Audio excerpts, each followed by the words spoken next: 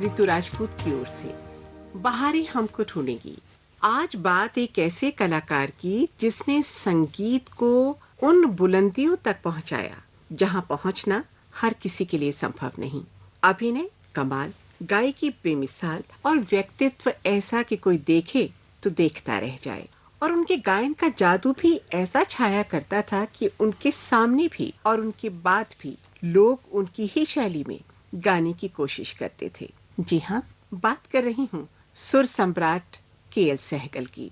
बहुत बहुत स्वागत है हमारे सभी श्रोताओं का इस कार्यक्रम में। और अब परिचय करा दूं जो आज इस कार्यक्रम में हमारे साथ हैं। मेरे साथ हैं हमारे जाने पहचाने मीडिया प्रसारण कर्मी श्री राजीव कुमार शुक्ल जी। स्वागत है आपका। नमस्ते और सभी श्रोताओं का अभिवादन जी।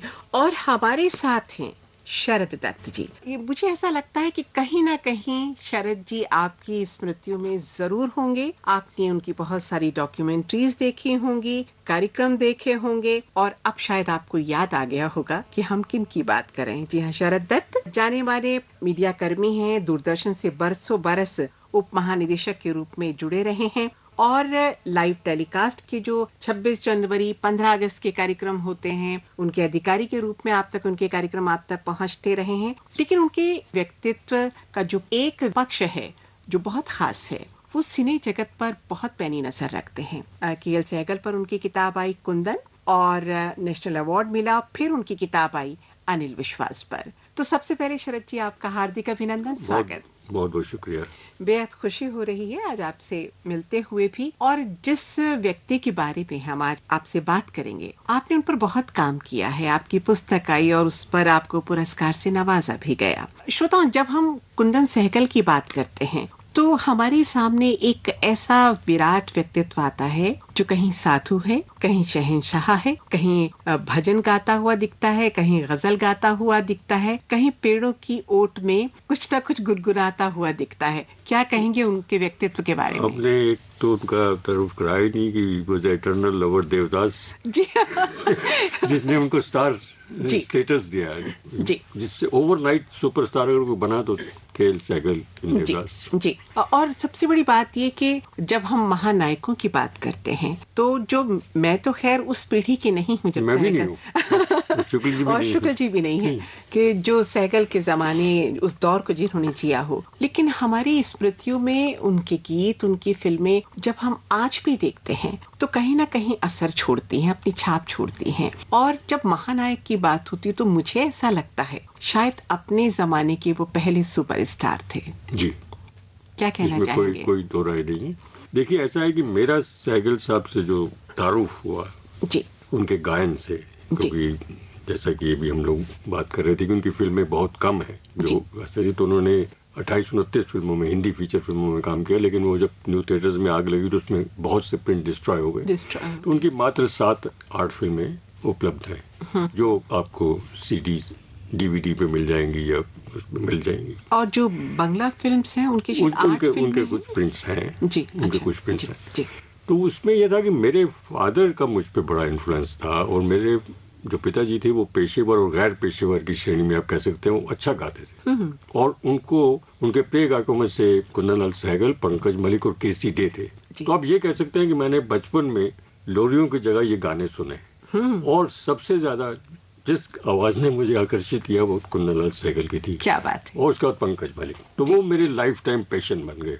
और यही एक वजह थी कि मैं उनका पूरा कैरियर भी मैंने फॉलो किया। उनके 1997 का वर्ष था, वो दो चीजों के लिए बहुत महत्वपूर्ण था। एक तो हमारी स्वतंत्रता की स्वर्ण जयंती थी और दूसरी वो सहगल साहब की 50वीं पुण्यतिथि थी। तो मैंने उस वक्त एक वृत्त चित्र बनाया और जिसका रिस्पॉन्स बहुत अच्छा था। तो उस रिस्पॉन्स के बाद मुझे लगा कि क्योंकि उस फिल्म के दौरान मैं तकरीबन उस हर जगह पे गया जहाँ सहगल साहब गए थे। मैं जम्मू गया, कानपुर गया, मुरादाबाद गया, कलकत्ता गया, मुंबई गया।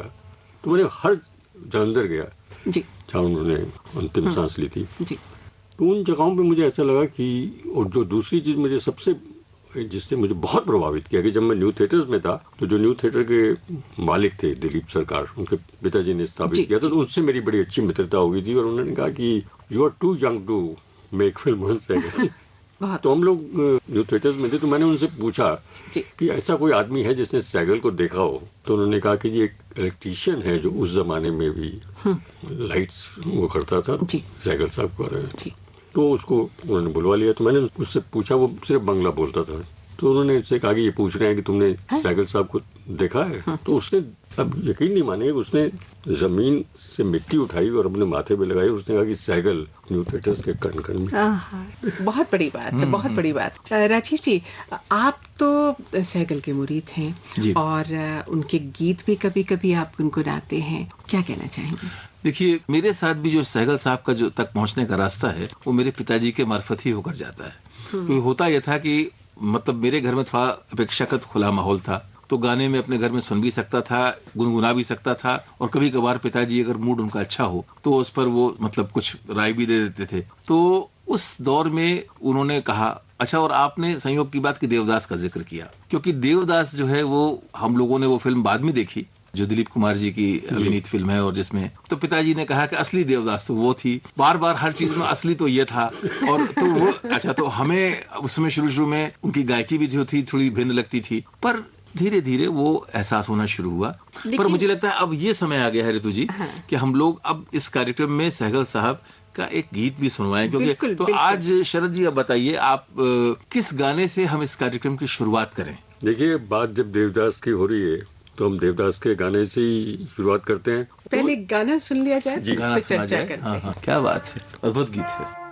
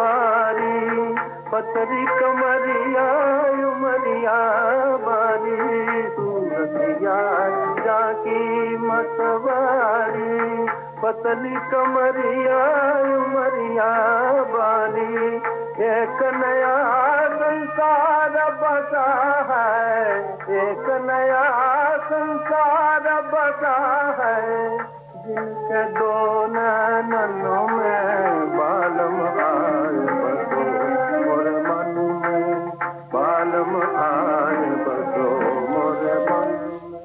बहुत ही प्यारा गीत। और शरद जी, इसमें एक चीज और मुझे याद आ रही थी कि जब बांग्ला देवदास बनी थी उसपे भी शायद सहगल साहब ने 2 गीत गाए थे। गीत बांग्ला में गाए थे उन्होंने। बांग्ला में गाए। अच्छा, कई सारी भाषाओं में वो गाते थे, हिंदी में, उर्दू में, पश्तो में, पंजाबी में, तो तेलुगु में, तमिल में भी उन्होंने गाने गाए। बहुत बड़ी बात है। अच्छा, जब हम देवदास की बात कर रहे थे और राजीव जी ने भी कहा कि वो देवदास के जितने भी अंक बने, ये जो पहली वाली देवदास है सहगल वाली, वो अलग अंदाज की थी। वो मानक है, वो टच स्टोन है। लेकिन मैंने इत्तेफाक से जो बरुआ जिसमें देवदास बने थे वो बांग्ला जो वर्जन था उसका प्रिंट सिर्फ बांग्लादेश में था और 2002 या 2003 में सिटी फोर्ट में उसको दिखाया गया। अब ये जान के आपको हैरानी होगी, देवदास के 15 संस्करण बन चुके हैं विभिन्न भाषाओं में। क्या बात। और पाकिस्तान में भी बन चुका है और बांग्लादेश में भी बन चुके हैं। वाह, क्या बात है। हम यहाँ शरदचंद्र को प्रणाम करें जी, उनको नमन करें कि देवदास जो है ये नाम नहीं रह गया, देवदास जो है एक प्रतीक बन गया। दिलचस्प बात है कि बरुआ जब शरद बाबू से इसके राइट्स लेने गए तो इस पे 2 साइलेंट फिल्में भी बन चुकी थी। अच्छा। और शरद बाबू ने बिल्कुल 2 टूक जवाब दिया उनको कि मैं तुम्हें राइट्स इसके नहीं दूंगा, क्योंकि 2 साइलेंट फिल्में बन चुकी हैं। उन्होंने मेरे जो उपन्यास है उसकी आत्मा को वो कर दिया है, मतलब कहीं ना कहीं खो गई है, उसका नाश कर दिया। देखिए, जिस फिल्म में डायलॉग भी नहीं है उस पे वो इतने पर्टिकुलर है, तो उन्होंने कहा तुम मेरे किसी और उपन्यास पे बनाओ लेकिन देवदास पे नहीं। तो बरुआ ने कहा नहीं, मैं सिर्फ तो देवदास पे ही बनाऊंगा। तो उसमें जो सहगल साहब ने 2 गाने गाए थे तो उस पर कुछ एतराज भी हुआ कि सहगल तो नॉन बंगाली है, कैसे गा रहे हैं। तो उसमें शरद बाबू ने कहा कि देखिए, सहगल जो है वो गा रहे हैं चंद्रमुखी के कोठे पे, और कोठे पे कोई भी आ सकता है। बिल्कुल बिल्कुल, कोई कास्ट क्रीम नहीं है। एक थोड़ी सी हम पीछे चलते हैं देवदास से कि केदार शर्मा न्यू थिएटर्स में पोस्टर वगैरह पेंट करते थे और बिल्कुल वो थे। तो एक दिन BN सरकार ने उनको देखा, वो बारिश हो रही थी, उन्होंने कहा चलो मेरी गाड़ी में बैठो। वो ले आए तो उन्होंने कहा व्हाट डू यू डू, तो उसने कहा you take away this brush from me and give me a pen, I will show you the wonders. तो उन्होंने कहा कि इसको देवदास के गाने लिखवाओ। तो देवदास के गाने पहली बार केदार शर्मा ने लिखे, बालमाए बसो मोरे मन में, और दूसरा दुख के दिन बीतत में। और वो तो गाना बाद में डाला गया जब फिल्म हिट हो गई नॉर्दर्न इंडिया में। तो उन्होंने कहा कि इसमें एक सैड सॉन्ग और डालो, वो तो गे सॉन्ग है थोड़ा बाल। जी। तो वो उसी वक्त केदार शर्मा ने गाना लिखा, सहगल साहब ने कंपोज किया और वो शूट करके डाला गया। तो पहले ओरिजिनल फिल्म में नहीं था वो। सुन लिया जाए उस गीत को यहाँ पर। आइए सुनते हैं उस गीत को श्रोताओं, फिर बातचीत का सिलसिला आगे बढ़ाते हैं। दुख के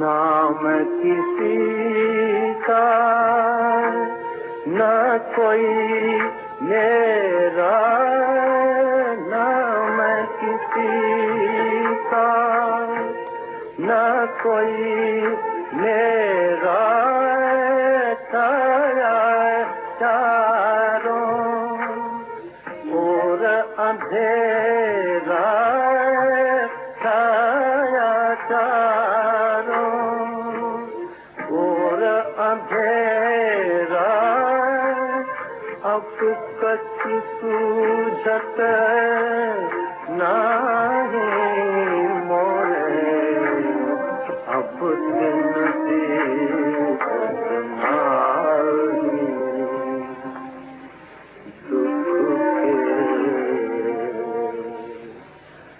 दुख के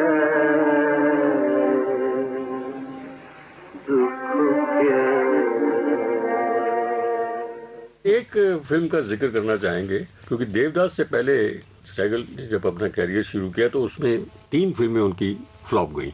जिसमें जिंदा लाश थी, मोहब्बत के आंसू पहली फिल्म थी जिसमें पहला गाना सहगल ने रिकॉर्ड किया था, नवाजिश नहीं चाहिए। जी। तो वो गाना तो ना तो उनके प्रिंट है ना वो गाने अवेलेबल हैं। जी। लेकिन दूसरी फिल्म जिससे सहगल का तहलका मच गया उनकी आवाज का, वो थी पूरन भगत, जिसमें उन्होंने 4 भजन गाए और वो भजन इतने पॉपुलर हुए क्योंकि देवकी बोस जो थे वो उसके डायरेक्टर थे, और पूरन भगत और चंडीदास बांग्ला की जी, दे वर सुपर डुपर हिट। और शरद जी शायद उस पर उन्होंने अभिनय नहीं किया था, मेन हीरो नहीं थे, केवल साधु बने थे, और वो उसको सिंगर को होना पड़ता है जी, तो वो उनको किया, लेकिन वो गाने इतने, उसके 4 भजन बहुत हिट हुए, तो उसमें एक भजन हम जरूर सुनवा देते हैं अपने श्रोताओं को, ताकि एक झलक सहगल साहब की गायकी की हमारे श्रोताओं तक पहुंच जाए।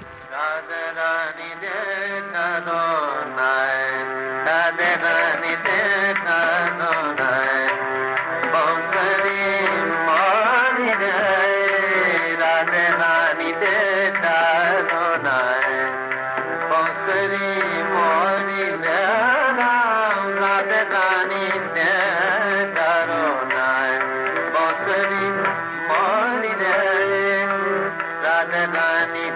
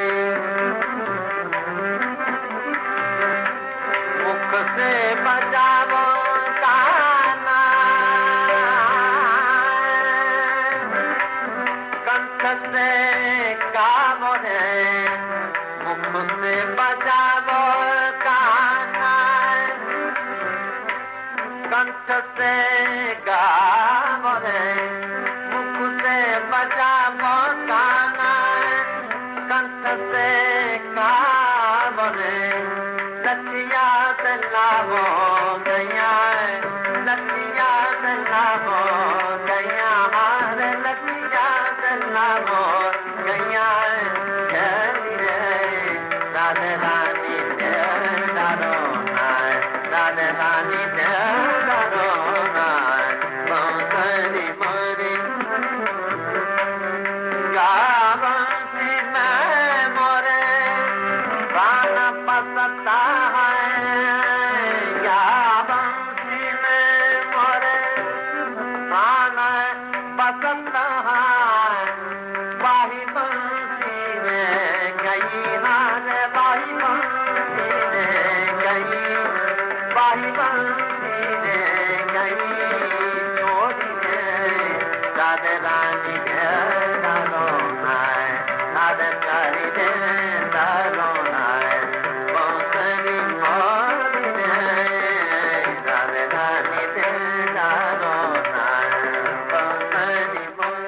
मुझे लगता है कि थोड़ी चर्चा हो, हमारे बहुत से श्रोता हैं जो इससे वाकिफ नहीं होंगे इस तथ्य से कि कैसे एक लड़का है, संगीत की उसके मन में धुन है, एक अलग है, और वो पंजाब से निकलता है और वो बंगाल पहुंच जाता है, और उसका पूरा जो संगीत का संस्करण है वो बंगाल में जाकर होता है। जैसा कहा कि न्यू थिएटर जो है ये कलकत्ता की बहुत बड़ी संस्था थी जिसने बांग्ला में और हिंदी में दोनों में फिल्में वो बनाते थे, और कलकत्ता हिंदी फिल्मों का भी बहुत बड़ा केंद्र रहा। और यहाँ पे जिस व्यक्ति की आप बात कर रहे हैं राजीव जी, जन्म लेता है जम्मू में और कहाँ कहाँ से गुजरता हुआ वो कहाँ शीर्ष पर पहुंच जाता है। मुझे याद आता है कि वो जब 5 बरस के थे तो डोगरी संगीत अपनी माँ की गोद में लेट के सुना करते थे, और माँ खुद गाती थी, उनकी बहुत अच्छे भजन गाती थी। और एक दरगाह हुआ करती थी जहाँ सूफी पीर सलमान यूसुफ की दरगाह पे उनकी माता जी उन्हें ले जाती थी और वहाँ पे वो सुनते थे। लेकिन उनका जो परिवेश था, जो घर का वातावरण था, आपने तो बहुत लिखा है, जानते हैं, तहसीलदार साहब के यहाँ जन्म हुआ और वो बिल्कुल नहीं चाहते थे कि बेटा संगीत सीखे, क्योंकि उनका तो रुतबा ही इतना बड़ा था। लेकिन बावजूद इसके संगीत के जो बीज थे वो अब धीरे धीरे प्रस्फुटित होने लगे थे। और जहाँ तक हमें याद पड़ता है, कई इंटरव्यूज में सुना, आपकी बुक में भी पढ़ा हमने, कि जब 12 साल के थे तो उन्होंने भजन गाया और उसके बाद उनकी आवाज जब क्रैक होने लगी, किशोरावस्था की तरफ जाने लगे,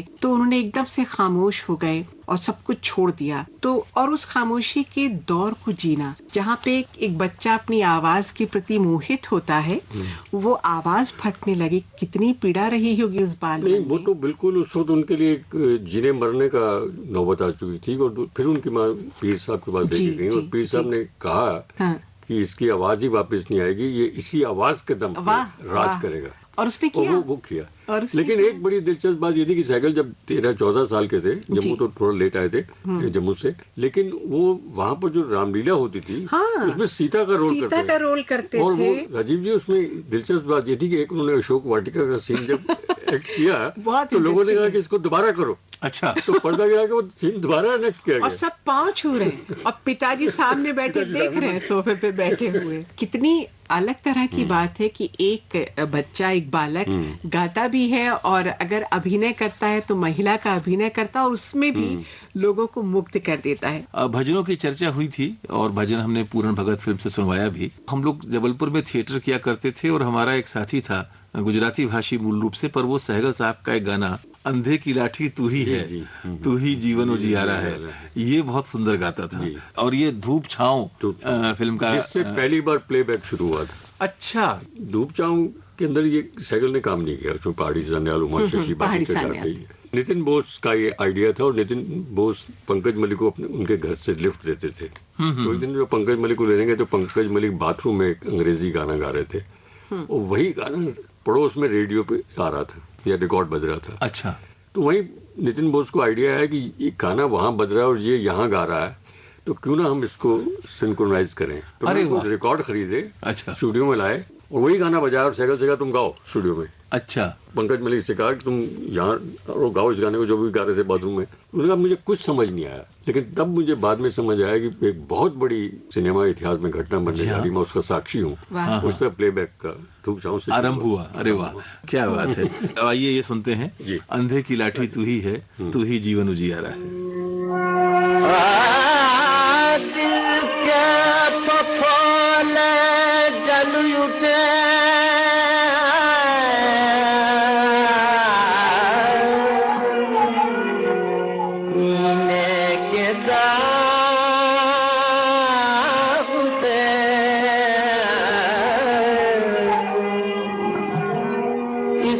घर को आग लग गई, घर के चराग है,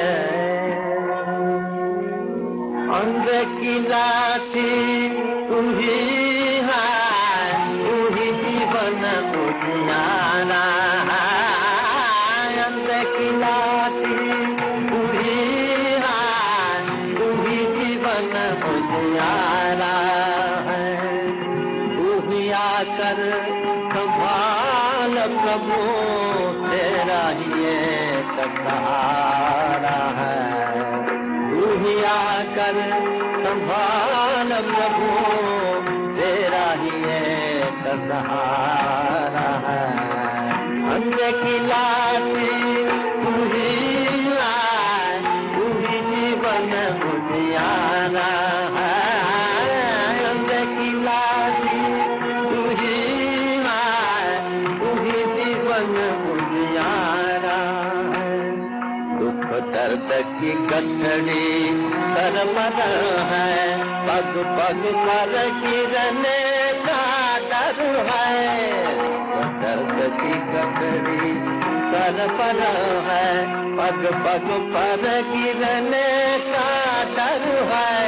परमेश्वर अब पतरा तुही, परमेश्वर अब पतरा तुही, तू ही पतरा धनहारा है, तू ही पतरा धनहारा है। अंधे की लाठी तू ही है, तू ही जीवन उजियारा। जिन पर आशा थी छोड़ गए,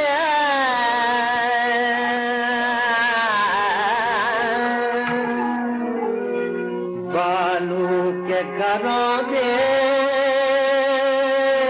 छोड़ गए।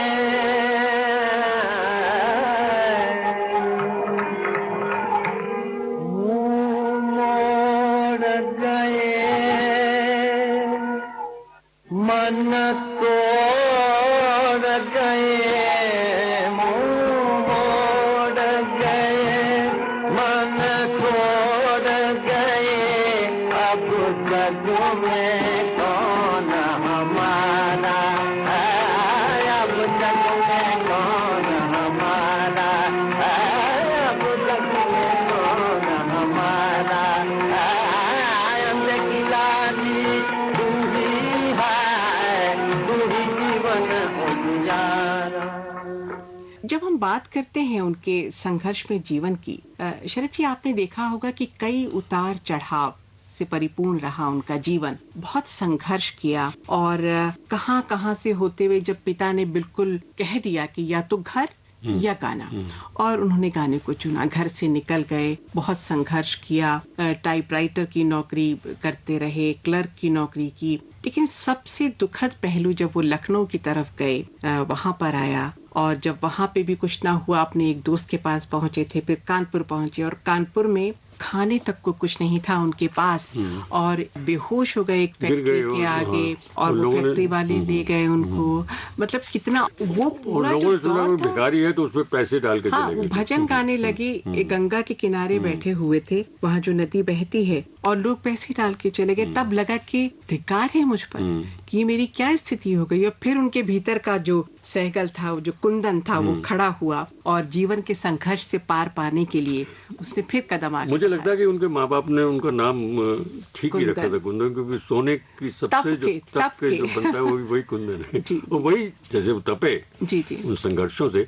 दिल्ली में भी उन्होंने बड़े छोटे छोटे काम किए। नहीं, सेल्समैन तो वो कलकत्ता में रेमिंगटन में जब गए, बल्कि उस चैप्टर को मैंने टाइटल ही एक सेल्समैन की मौत और एक कलाकार का जन्म। वाह, मजे की बात ये थी राजीव जी कि वो जो उनके सेठ जी थे, जिन्होंने उनको सेल्समैन की नौकरी पे रखा था कि तुम साड़ी बेचो, साड़ी बिकती, एक दिन में 8 साड़ी बिक गई, क्योंकि वो गाना गा के साड़ी बेच रहे थे। तो उन्होंने कहा कि आप क्या समझते हैं कि मैं गठर लेके जाऊंगा साड़ियों का? उन्होंने कहा नहीं, वो आदमी उठाएगा, तुम सिर्फ गाओ।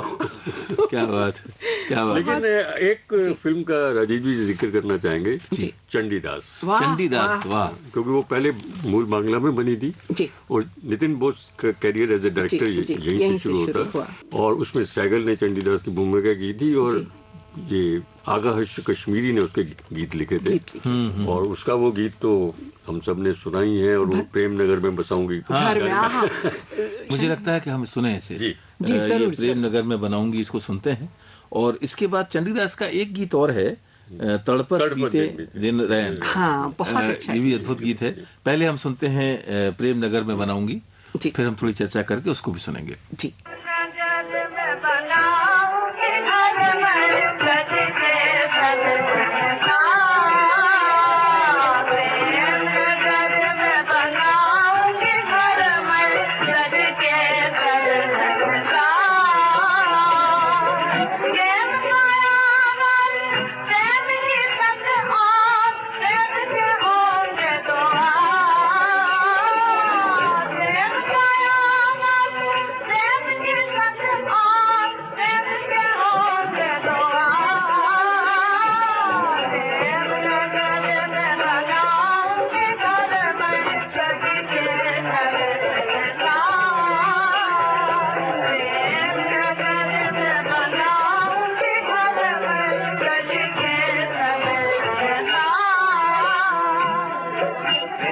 कथा हो प्रेम पड़ोसी, प्रेम में सुख का सार, प्रेम में सुख का सार। प्रेम कथा हो प्रेम पड़ोसी, प्रेम में सुख का सार, प्रेम में सुख का सार। प्रेम के संग बिताएंगे जीवन, प्रेम के संग बिताएंगे जीवन, प्रेम ही प्राण आधार। प्रेम के संग बिताएंगे जीवन, प्रेम ही प्राण आधार। प्रेम कथा हो प्रेम पड़ोसी, प्रेम में दुख का सार, प्रेम में दुख का सार। प्रेम के संग बिताएंगे जीवन, प्रेम के संग बिताएंगे जीवन, प्रेम ही प्राण आधार। प्रेम सुधा पे ध्यान करोगे, प्रेम से होगा विकास, प्रेम से होगा विकास। प्रेम सुधा पे ध्यान करोगे, प्रेम से होगा विकास, प्रेम से होगा विकास। प्रेम ही धर्म है, प्रेम ही धर्म है, प्रेम ही शास्त्र विचार, प्रेम ही शास्त्र विचार। प्रेम ही धर्म है, प्रेम ही कर्म है, प्रेम ही शास्त्र विचार, प्रेम ही शास्त्र विचार। प्रेम जगत में बना, भीतर में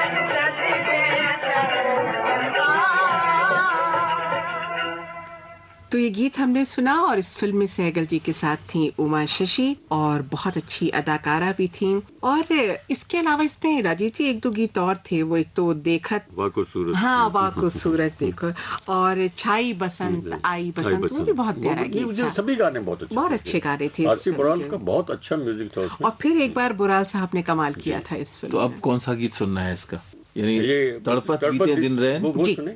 आई सुनते ही श्रोता साइकिल इस के- गीत को।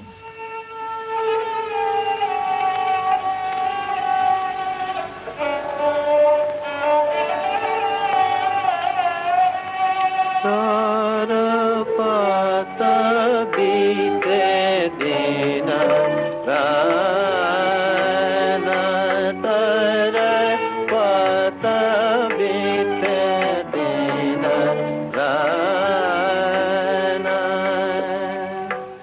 निस दिन बिरह तो रात सवे, निस दिन बिरह तो रात सवे, कैसे आवे मोहे चैन।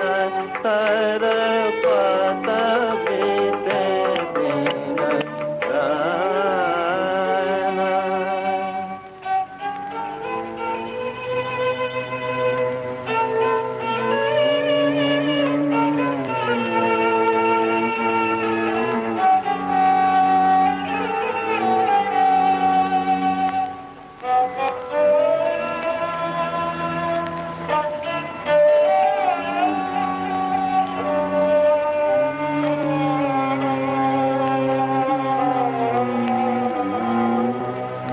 रात कटे गिन गिन के तारे, ढूंढत नैना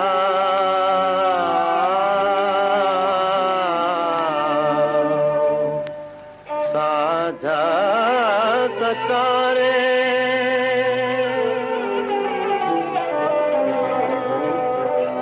रात कटे गिन गिन के तारे ढूंढत नैना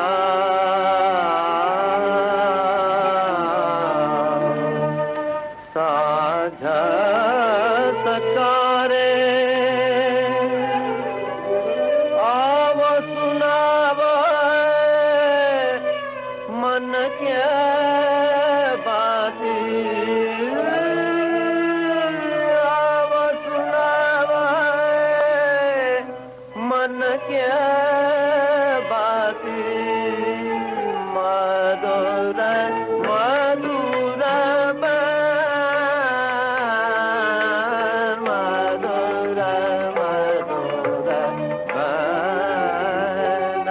सर पत बिन दिन राना। इसके साथ ही आज हम अपनी बातचीत को यहाँ समेटते हैं, लेकिन ये सिलसिला जारी रहेगा।